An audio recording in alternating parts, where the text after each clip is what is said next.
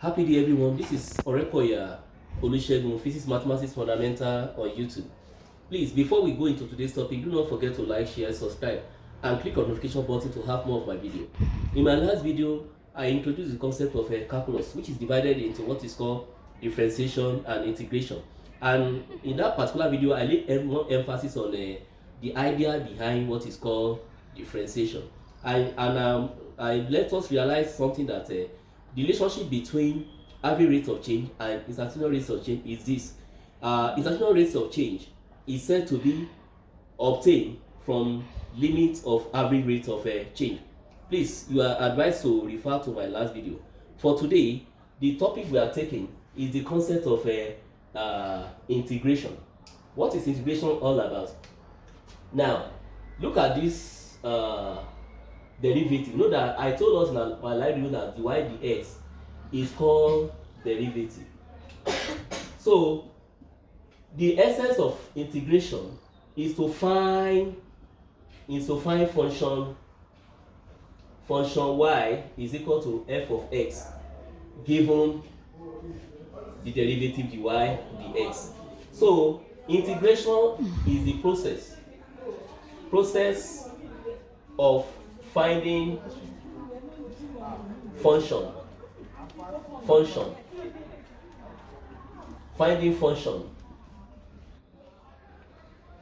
whose dy dx, which is derivative, is given. So how do we do that? When you have this dy with respect to the x, you integrate with respect to the x here. So this ds we just assume that they cancel out like in algebra. So you are left with a dy. Now I want to let us take note of something. When you are integrating, look at this. When you are integrating a function a x raised to power n with respect to x, differentiation is what is called anti-derivative. Anti-derivative is the sense that the operation is opposite to that of a derivative. Process of obtaining derivative. So what we do here, we add 1 to this power. You know that in our derivative we did the other time in my last video, we subtract 1. So you add 1 to it. Then whatever you obtain, you divide instead of multiplying. Then you now say plus constant of integration. And what we have here is the function y is equal to f of x.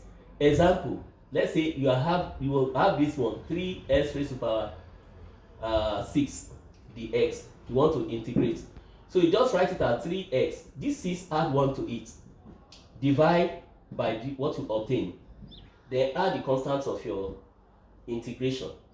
So we have 3x, 6 plus 1 will give us 7, divided by 7 plus c. So we have obtained the function from which this particular derivative is obtained. If you want to confirm, let's find the y dx. The y dx here, subtract 1 from this power will give you 6. So first of all, use this one to multiply. So you have 7 times 3, then subtract 1 from that power, that will be 6 divided by 7. Differentiation of a constant will give us 0. So what we have here, this 7 cancel this 7, so you are left with 3x raised to power 6, which is this particular question that we have here. So to finalize this work now, we can rewrite this one as integral. We can write this place as y raised power 0 dy, because anything raised power 0 is 1. So what I have here and here, they are the same thing. So how do we now do this? Using this particular process that I have indicated here.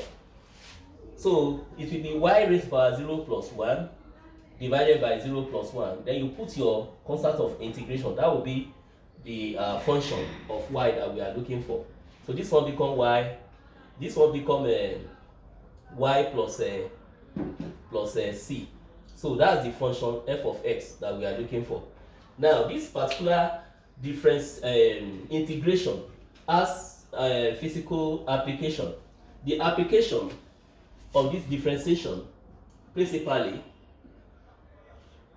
number 1, is like summation. We use it in summation of infinitesimal infinitesimal quantities. Infinitesimal quantities. That means quantities that are very, very small. We normally represent those quantities like the x, the y, etc. Another application is finding, number one, area under a curve, and number two, finding volume of revolution. Now, let me start with area under curve. Area under a curve. Look at this particular Cartesian coordinate f of x, which is y. Let's say I plot that function and I have this particular curve here. Now, you know that if I have point x here, if I move toward this place, this next point will be x plus 1. If I have y here, this is point P1, this point P2. This particular bigger, I move in a small way, such a way that P1 and P2, they are very close. So my movements along the y-axis, the first movement is y, the next one will be y plus delta y. Now, if you look at this particular portion that I have here, this portion that I have y, and I have y plus delta y. Here, the difference between here and here, between x at this point and at this point, is delta x. So this plane will give us delta x here. Now we can assume that this one looks more or less like a trapezium in mathematics. So this curve, we assume it to be like a straight line. And you know that this particular area under this curve is a tiny area. So we say delta A is equal to area of a trapezium. That is 1 over 2 A plus B, the area of trapezium times height. So you have 1 over 2.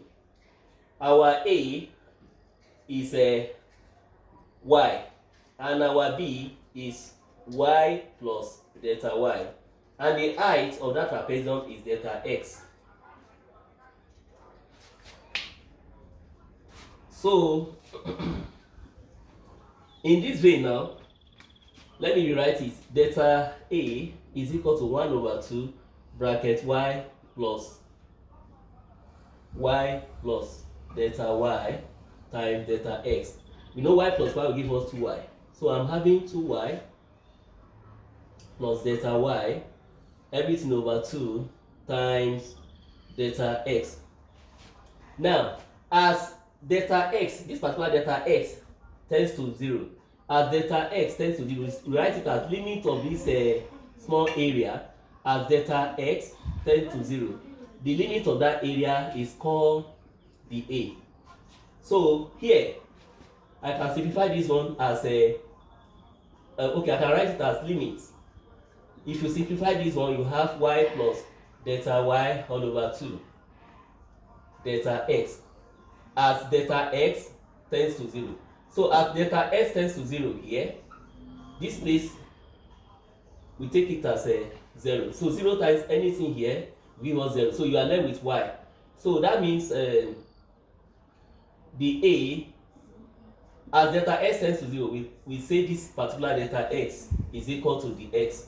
So it's y the x. So to find the area, we integrate both sides of the equation. So here now, integration of the A will give us A, which is integral y dx. So I will discuss how to make use of this particular area formula under integration in my next video. Thank you. Have a nice day. Bye.